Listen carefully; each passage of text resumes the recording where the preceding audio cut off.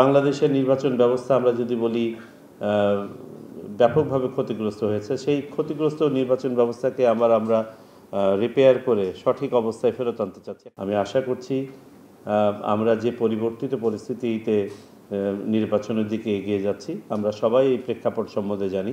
দু এক লাইন যদি আমি বলি যে বাংলাদেশের ইতিহাসে আমরা সবসময় বলে থাকি যে this is going to B the most consequential election in the Independent Bangladesh.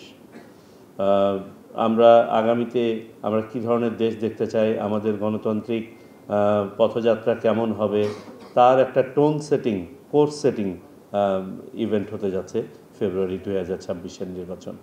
সুতরাং আমরা এই ধরনের একটা অতীব গুরুত্বপূর্ণ নির্বাচনের সামনে দাঁড়িয়ে এই প্রশিক্ষণ আয়োজন করছি। এই নির্বাচনের আরও কতগুলো দিক আছে। বাংলাদেশের নির্বাচন ব্যবস্থা আমরা যদি বলি ব্যাপকভাবে ক্ষতিগ্রস্ত হয়েছে, সেই ক্ষতিগ্রস্ত নির্বাচন ব্যবস্থাকে আমরা রিপেয়ার করে সঠিক অবস্থায় ফেরত আনতে চাচ্ছি। একটা ইমপ্লোডেড সিস্টেমকে আবার আমরা রিঅর্গানাইজ করে রিস্ট্রাকচার করার চেষ্টা করছি। সো এখানে আমি মনে করি কোনো একটি পক্ষে এটা করা সম্ভব নয়। এটা এটা এটা এটা একটা সমন্বিত উদ্যোগ হতে হবে, এটা একটা জাতীয় উদ্যোগ হতে হবে। এখানে নির্বাচন কমিশন থেকে শুরু করে সকল স্টেক হোল্ডার এবং পার্টনার, সেটা রাজনৈতিক দল হোক, ভোটার হোক, প্রতিষ্ঠান হোক, সাংবাদিক ভাই বোনরা হোক, পর্যবেক্ষকরা হোক, আই মিন এভরিওয়ান, সবার দায়িত্ব আছে।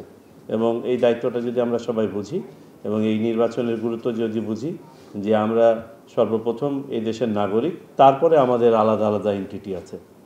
আমাদের দেশের সাথে, আমাদের প্রজন্মের সাথে, আমাদের জাতির সাথে একটা ভালো নির্বাচন হতেই হবে, এর কোনো বিকল্প নাই। এবং সেখানে আমাদের যার যে ভূমিকাটা রাখা দরকার সেটা যেন আমরা সচেতনভাবে পালন করি।